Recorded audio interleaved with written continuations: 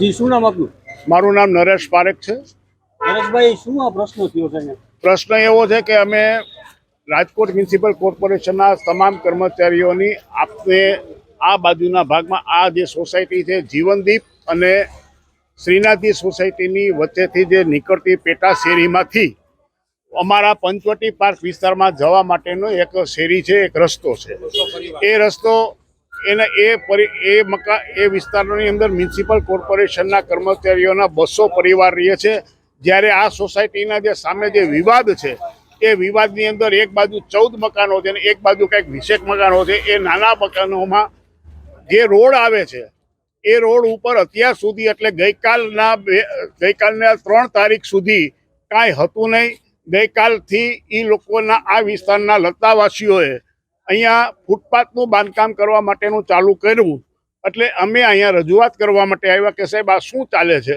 તો કે ફૂટપાથ, તો કે કારણ શું? તો કે અહીંયા ગાડીઓ પાર્કિંગ થાય છે, એ પાર્કિંગ ન થાય એટલા માટે થઈ અને કહ્યું સાહેબ આ 20 ફૂટની શેરી છે, તમે 5-5 ફૂટની ફૂટપાથ કરશો તો 10 ફૂટની ફૂટપાથ અને 15 ફૂટની આવવા જવાના વાહનો અહીંયા ન આવી શકે. તમે ફૂટપાથનું કામ મેં મ્યુનિસિપલ કોર્પોરેશનની જરૂરી વિભાગની મંજૂરી લઈને કરવામાં આવે એવી અમારી રજૂઆત હતી.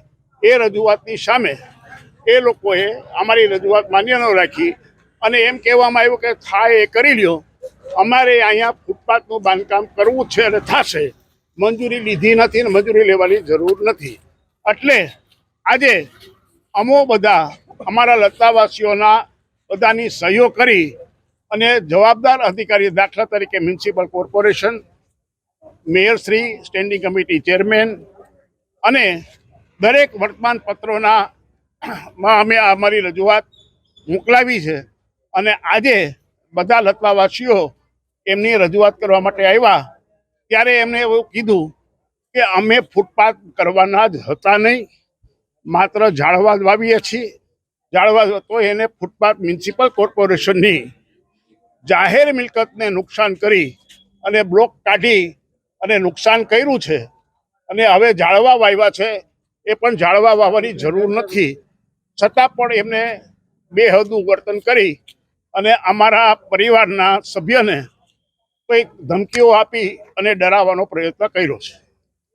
આપણા શેરી છે રાજકોટ મહાનગરપાલિકાની અંદર વહીવટી અધિકારી હેલ્થ હતો અને નિવૃત્ત થયા પછી પ્રવૃત્તિ મારી ચાલુ છે અને અમારી સોસાયટીનું આખી રચનામાં મારું સ્વયં ફાળો છે.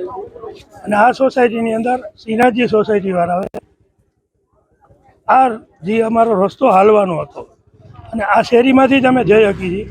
એ રસ્તા ઉપર એને 2 ઝાડવા વાવ્યા, અહીંયા જેને ગાડીઓ પડી તેની હવા કાઢી નાખી.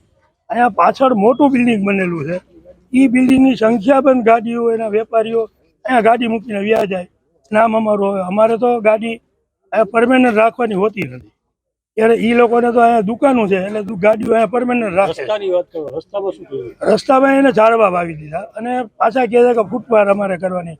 નિયમ અનુસાર ફૂટપાથ બનાવી હોય તો કોર્પોરેશનની મંજૂરી લેવી જોઈએ. કોઈ જાતની મંજૂરી લીધી નથી. મ્યુનિસિપાલિટીના જાહેર રસ્તા ઉપર એને આ કોર્પોરેશને બનાવેલી છે, આ જગ્યા ઉપર લાદી નાખી છે.